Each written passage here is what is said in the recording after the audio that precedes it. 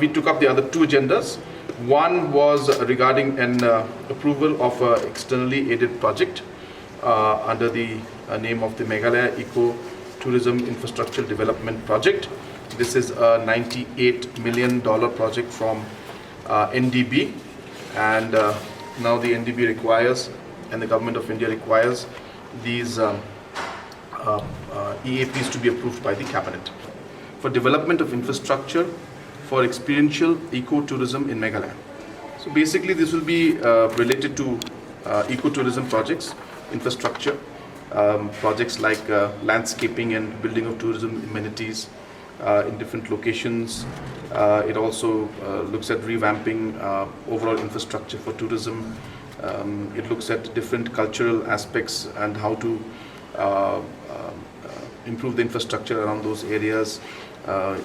Heritage walks like the David Scott Trail, different aspects of the tourism spots that we have. So basically it's in and around the overall development of infrastructure throughout the state. We're also looking at holistic village developments. So we're going to adopt villages in one way and then improve the overall tourism projects around those areas. There is also some component of road connectivity also in that. So things like these, there are many components. I don't think it will be possible for me to go through all of them. But in nutshell, basically it's regarding the infrastructural development around different tourist destinations.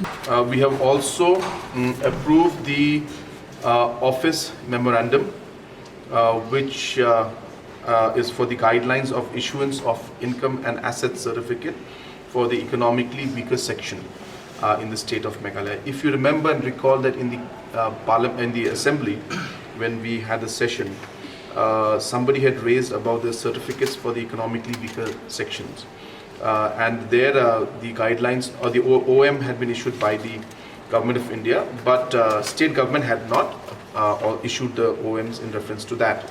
So that was rectified in one way, and today we have approved the OM, and this basically is for reservation for economically weaker sections in civil posts and services in Government of India offices and posts, and admissions in educational institutions, which are obviously central institutions. This is applicable to persons who are not covered under the existing schemes of reservation for the scheduled caste, the scheduled tribes, and the socially and educationally backward classes.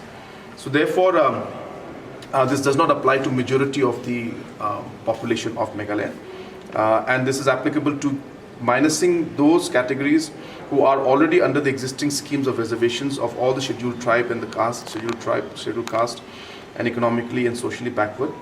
So the families whose incomes are less than 8 lakhs, they will get this economically weaker section certificate. But if these families also, in spite of having 8 lakhs and less income, if they still have 5 acres of agricultural land and above, they will not be entitled to the certification.